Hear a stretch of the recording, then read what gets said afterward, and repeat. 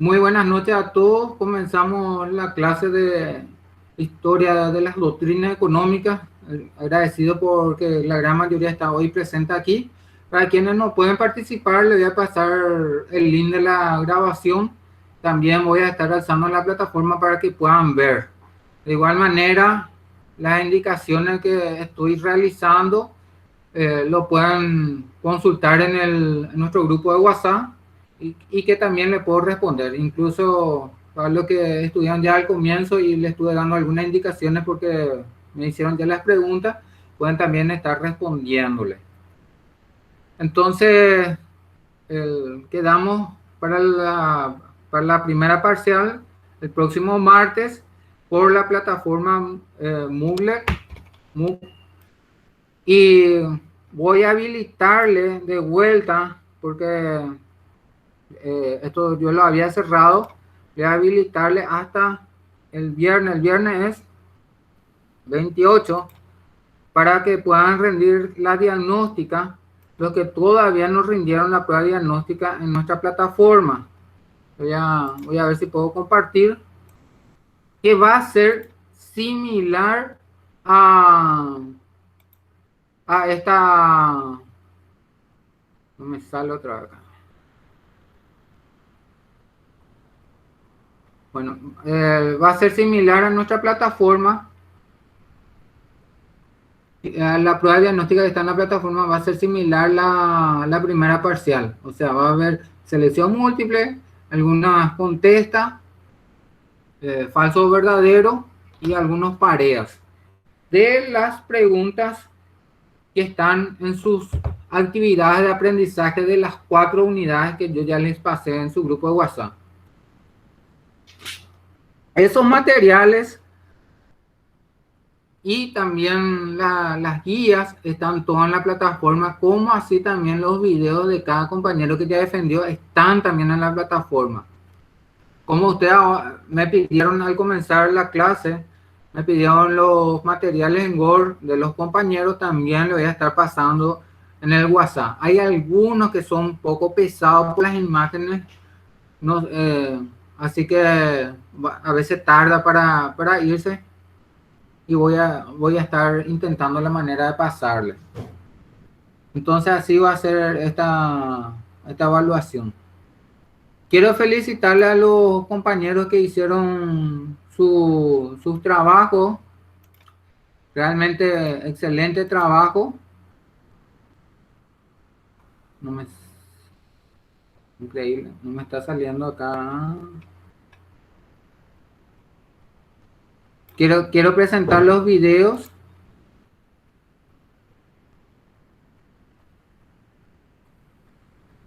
Quiero presentar el video de los compañeros que realizaron. Si me permite, a veces me permite, a veces no me permite.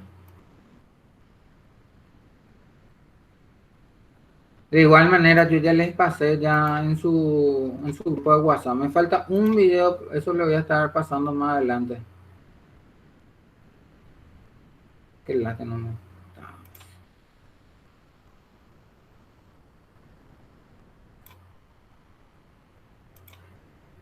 Voy a ver si...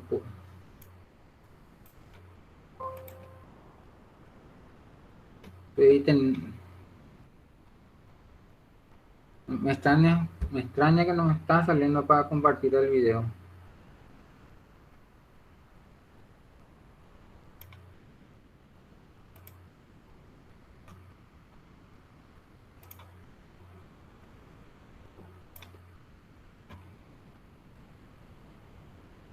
Buenas noches, compañeros.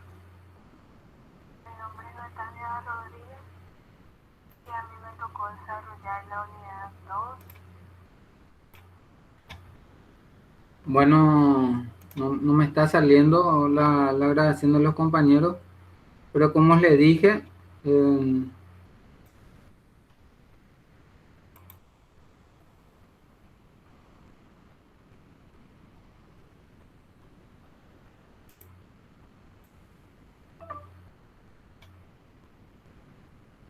voy a intentar una vez más.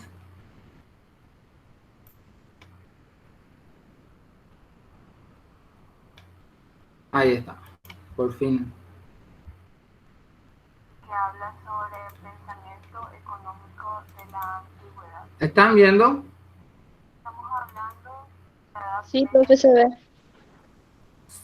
El derecho canónico es una ciencia jurídica que conforma una rama dentro del derecho. Su finalidad es estudiar y desarrollar la regulación jurídica de la Iglesia. El pensamiento económico en la Edad Media basa en los preceptos aristotélicos y en la doctrina de la Iglesia Católica. En esta época ellos consideraban la economía como un conjunto de leyes, entendidas como preceptos morales. En la Edad Media se formuló el principio del precio justo. También Tomás de Aquino habla vagamente de un valor de cambio basado en el costo de producción, pero reducido de carácter ético.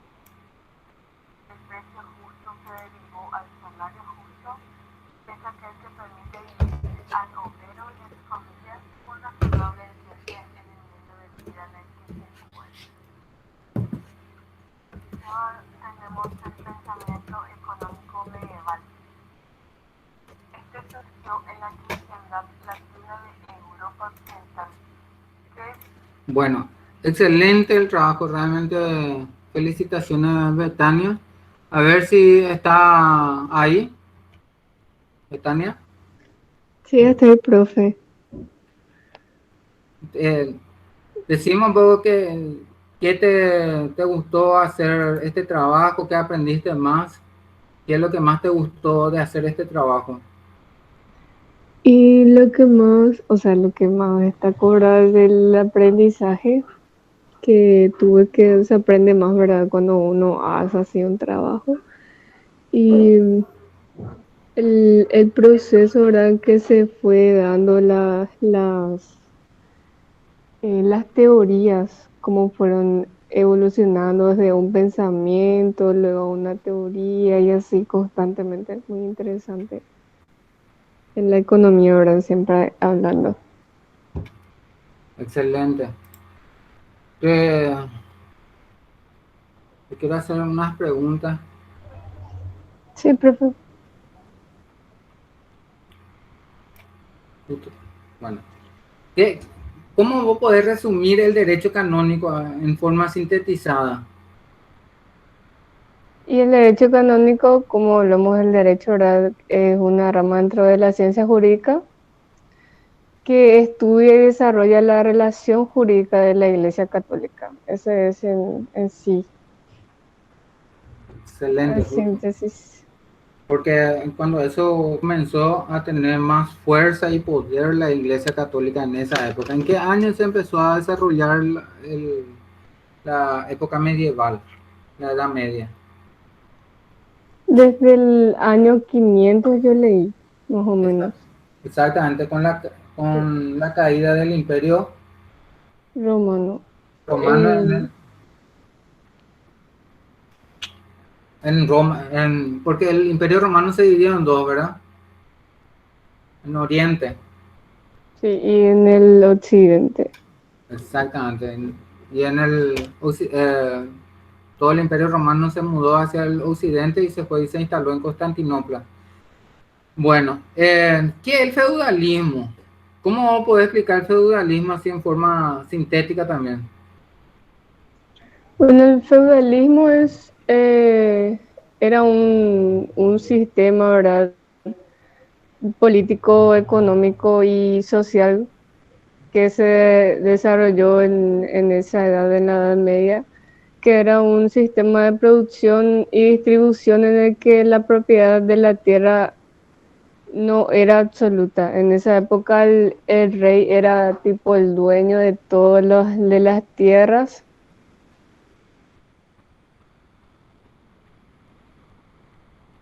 Los jefes y Exactamente, los nobles que él quería más o menos. exactamente. Y esos jefes y nobles asignaban otra vez a otras personas que ellos querían.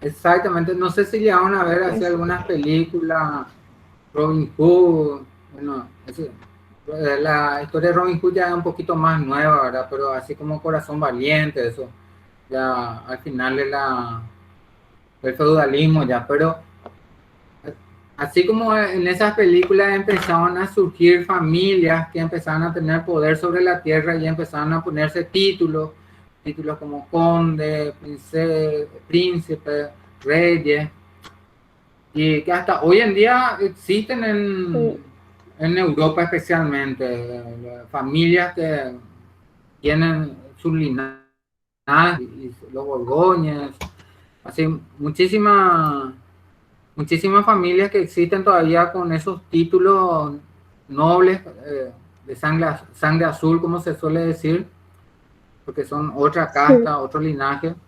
Y también muchos de estos países mantienen todavía esa representación monárquica. En España, por ejemplo, una legislación mixta donde hay como una república, tiene una representación parlamentaria, pero también tiene a sus reyes, pero le tienen ahí eh, como una representación nada más. Es una carga también para ellos, mucho ya se ha discutido si se le mantiene o no se le mantiene. En Inglaterra, por ejemplo, está la reina, eh, que hasta ahora, Margaret Thatcher, que hasta ahora hay muchos memes, inclusive de ella, que hay equipos deportivos que todavía no han ganado la copa y ella sigue todavía siendo reina. Ya han pasado muchos presidentes. Lo sí. que pasaba en aquella época era que estas familias se hacían dueñas de estas tierras y los que vivían ahí, a cambio de supuestamente tener esa seguridad y poder utilizar esa tierra, tenían que estar supeditados al poder de estos feudos, de estos feudales, Ujú. de estas familias. Y si no pagaban lo que ellos exigían, los impuestos como ellos le exigían, entonces tenían consecuencias. Y supuestamente también tenían defensa, porque ellos tenían que pelear por el rey cuando se iban a las guerras, tenían que irse con Sí, el rey a pelear. En la unidad 3 hay justamente un hito muy importante en la historia, que una organización que tuvo también su movimiento, su hito económico. Entonces fue una forma de administración de aquella época. Por supuesto, también tuvo eh, sus abusos, porque lo que decía el rey se tenía que cumplir. Inclusive había una ley antes que la primera noche la novia tenía que pasar con el conde o con el príncipe ahí de las tierras, y eso era un abuso muy grande en aquella época. Tenía que pedirle permiso para casarse inclusive y después tenía que hacer eso. Bueno, ujú, gracias a Dios eso no hay más hoy en día aquí, ¿verdad? sí. Para terminar, Betiana, ¿quiénes fueron los 5 maestros más representativos de la Edad Media? Cita nomás los nombres. Los 5 maestros fueron Alberto Magno, Tomás Aquino, Enrique Primaria, Jean Buridan y Juan Creel y Gerardo Ordóñez. Ellos fueron los 5 maestros que formularon teorías en esa época. Espectacular. Y muchas de esas teorías eran sobre el tema de la administración y la economía, ¿verdad? Sí, el trabajo y los gastos, sobre la necesidad también. Excelente, así mismo. Bueno, gracias, Betiana. Betania. Betania. Vamos, yo escribí mal, parece, por eso es lo que me está escribiendo. Betania. Ujú, así es. Gracias. Felicitaciones una vez más por tu trabajo. Ahora vamos pasando con el trabajo de Cintia. ¿Están viendo el video de ella? Buenas noches, compañeros. Sí, profe. De la carrera de Ingeniería quinto semestre. Pero voy a estar hablando sobre la unidad 3, ya el capitalismo comercial.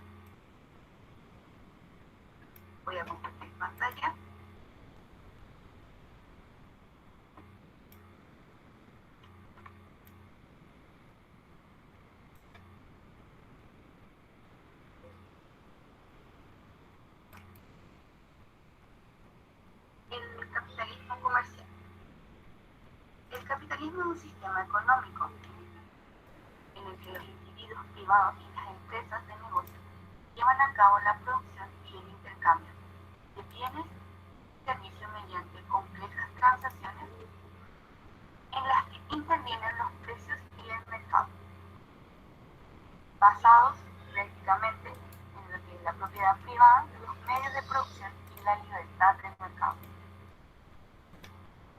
Bueno, quiero hacerle la consulta directamente a Cintia, ¿está? Hola, profe, sí, acá estoy. ¿Podés explicarnos así en forma resumida ya directamente qué es el capitalismo comercial? Sí, profe, no hay problema. Bueno, la economía o el capitalismo comercial se basaba en la propiedad privada, o sea, de los medios de producción y la libertad de mercado. Era más bien una situación económica estructurada bajo la cual interactuaba y se organizaban las actividades económicas dentro de una sociedad de producción, ya que esta producción se venía por los bienes y servicios, así como su distinción y consumo.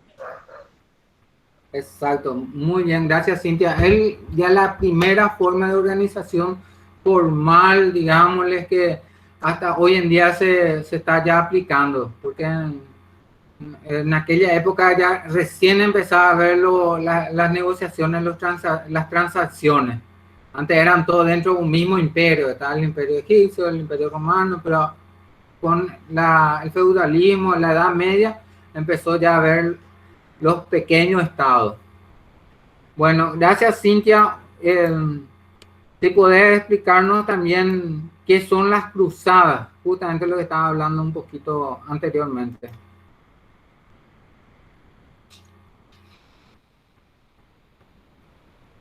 Bueno, profe, había dos tipos, o sea, la apertura de nuevas rutas para un comercio mercantil entre Occidente y Oriente. Y el otro era el auge comercial que favoreció el uso de dinero metálico. O sea, ya tiene que ver con el oro entre pueblos del Medio Oriente y del Occidente. Exactamente. Para hacer una cronología, una introducción de las cruzadas, eran organizaciones militares que justamente estos feudos, estos reyes empezaron a organizarse para ir a conquistar Tierra Santa. O sea, Jerusalén estaba ocupado por los musulmanes, fueron desplazados principalmente por los cristianos, ya había caído el Imperio Romano, Constantinopla ya cayó en poder de los musulmanes, entonces ahí ellos quisieron de recuperar esa tierra, especialmente por la simbología, la representación religiosa que tenían, porque la gran mayoría de estos feudos surgieron de los pueblos anteriores que habían establecido los romanos.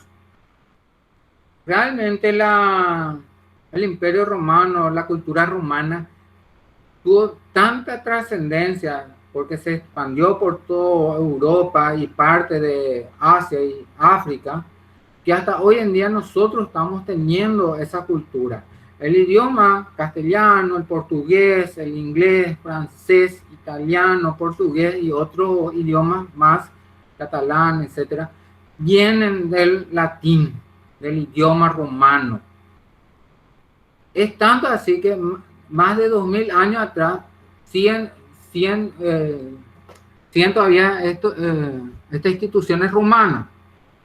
Inclusive nuestro poder republicano y democrático vienen de muchas de estas instituciones romanas. Poder legislativo, que es justamente muy comparado con los legisladores romanos que siempre hablaban. Y las leyes, inclusive muchas de ellas son romanas, los derechos que se tienen. Entonces, esa cultura romana estaba muy floreciente en estos feudos que ellos querían recuperar Tierra Santa, porque también en esa época hubo una mezcla del romano con el cristianismo y fue muy fuerte la religión, por eso existió el derecho canónico y muchas otras cosas que van a ver en esa historia que hicieron que cambie o sea, tenga una evolución la cultura y vaya mucho por el aspecto religioso. Inclusive los reyes decían, bueno, yo tengo el poder divino, Dios me puso acá, yo soy el representante de Dios acá en la tierra, decían también algunos reyes. Al hacer esas conquistas en Tierra Santa, abrieron caminos que hicieron otra vez otro impacto económico. Es más, las organizaciones militares que se establecieron ahí tuvieron mucha fuerza también en Europa para organizarse los estados y poder ser también independientes o firmes. Ahí nace, por ejemplo, los Caballeros Templarios, que es una orden que tuvo casi 400 años y que tuvo mucho poder político y económico por sobre todas las cosas, que luego también la Iglesia Católica le persiguió y también le eliminó esa orden. Hay películas sobre los templarios, hay una serie en Netflix que les recomiendo que miren y habla mucho también de su poder económico que tuvieron. Bueno, las cruzadas, eso ayudaron mucho, hicieron un gran impacto económico en el mundo y configuraron también la historia.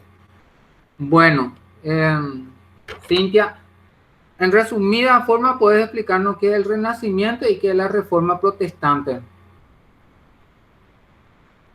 Bueno, profe, el Renacimiento, por ejemplo, se produjo en Europa también durante los siglos XV y XVI, durante la Edad Media y inicios de la Edad Moderna. En este Renacimiento se hallaba más en el campo del arte, aunque también se produjo una renovación de la ciencia. También fue un fruto de la difusión de las ideas del humanismo. Excelente. Porque justamente a la Edad Media se le dice también edad del oscurantismo, porque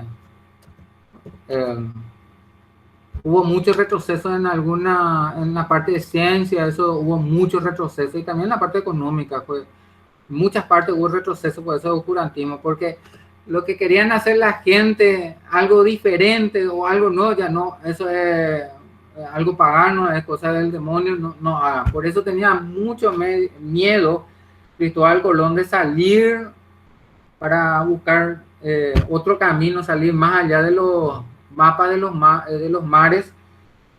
Tenían allá por 1400, estamos hablando 1492, que la gente tenía todavía miedo. Y eso es todo consecuencia de la Edad Media incluso. ¿Y la Reforma Protestante, Cintia? En la Reforma Protestante fue, bueno, un movimiento de carácter religioso. O sea, había más causas y consecuencias dentro de esta reforma. Las causas eran los abusos cometidos por la Iglesia Católica y un cambio en la visión del mundo.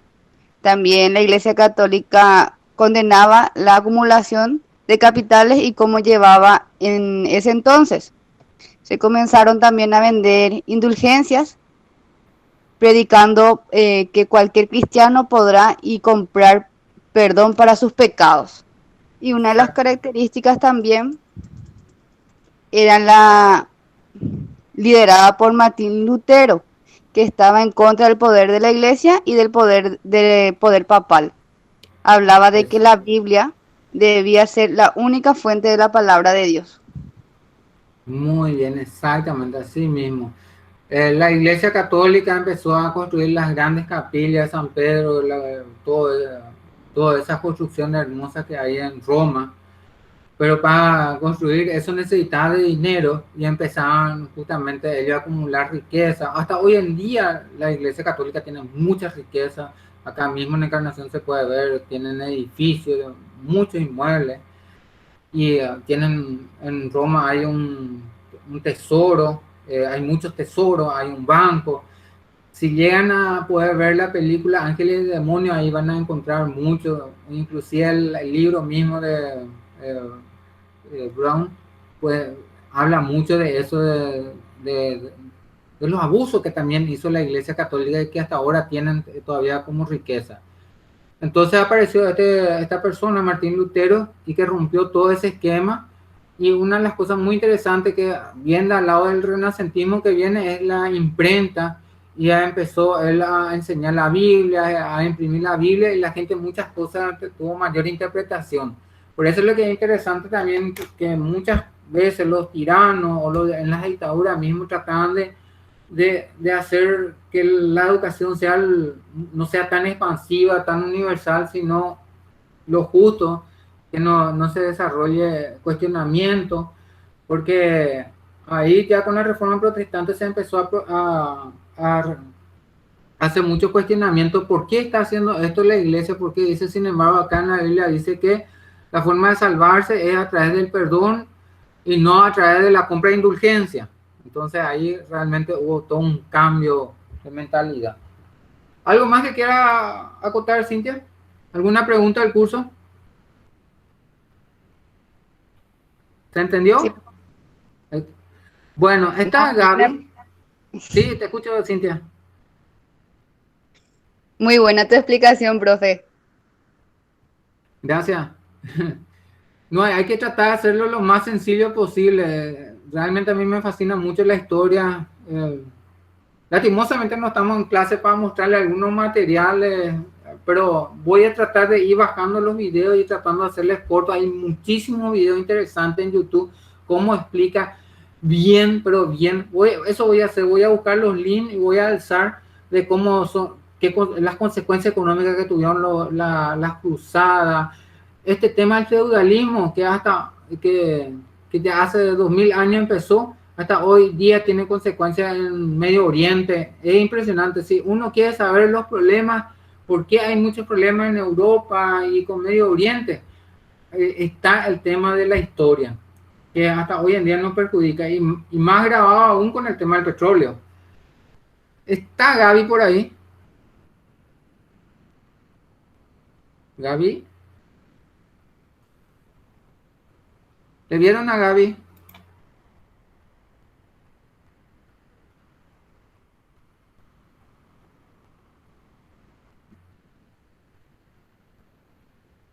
Hola. Hola, Gaby. Sí, creo que está Gaby ahí, profe. ¿Ya? ¿Ya estás? Salí y volví a ingresar. Sí, Ah, profe, no, problemas de no, internet. no, no te vi un poco que saliste. Si no me contabas, no iba a pillar. Gaby, ¿puedes explicarnos en forma sencilla qué es el mercantilismo?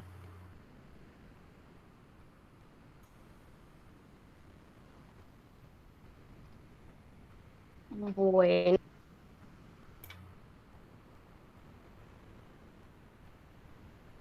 el mercantilismo se trata más bien sobre la acumulación de riquezas que tienen dentro de un país.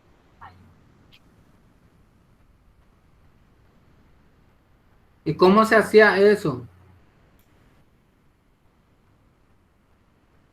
¿Qué propulsaban ellos, los mercantilistas? ¿Qué propulsaban eso? ¿Cómo debía ser eso?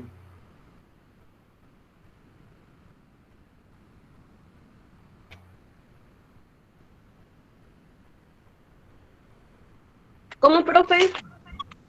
No te Los escucho bien. mercantilistas, ¿qué propulsaban para que justamente se desarrolle el mercantilismo en aquella época? ¿Qué se tenía que hacer?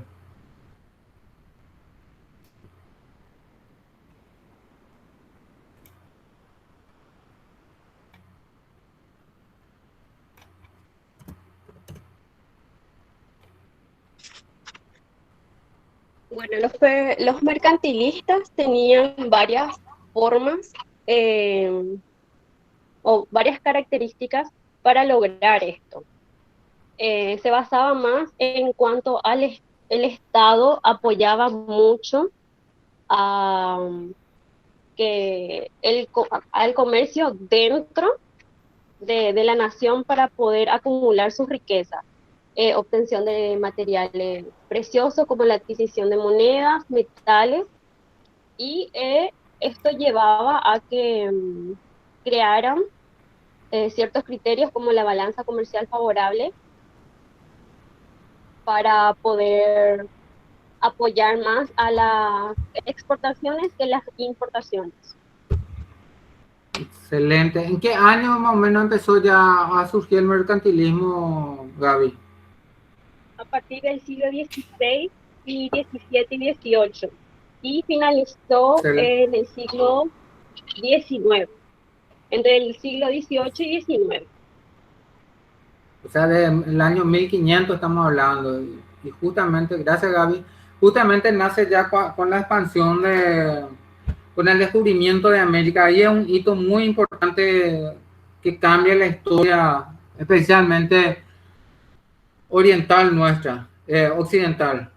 Eh, la historia oriental con China y Japón no hubo tantos cambios, pero especialmente la nuestra occidental sí hubo, nacían los cambios desde Europa. Hablamos de la edad media, de los años 100, justamente con una de las partes de las caídas del Imperio Romano. El Imperio Romano se había dividido dos, Occidente y Oriente. Cae el Imperio Romano en Occidente, se van y se trasladan en Oriente, en Constantinopla. Cae ahí Constantinopla y comienza otra edad, la edad moderna, ¿verdad? Y ahí también cambia la forma de pensar. ¿Ya? Entonces pasamos de la edad media, de la economía de la edad media, de la feudal, a la mercantilista, a la capitalista comercial, ya con las cruzadas, con estos cambios, con estas reformas. Cae el Constantinopla, el último lugar de los romanos, digámosle, y queda dividida, separada toda Europa occidental. Entonces ellos querían buscar otra vez un camino, cómo poder tener ese comercio con la India, con la China. Eran países muy ricos, muy poderosos de tener ese intercambio comercial, y en el medio estaban los musulmanes. Acuérdense, los musulmanes inclusive invadieron Europa, los moros también invadieron España. Hubo mucho cambio en la historia, especialmente en el viejo continente, en el viejo mundo, que eso también tuvo su repercusión económica con nosotros. ¿Por qué?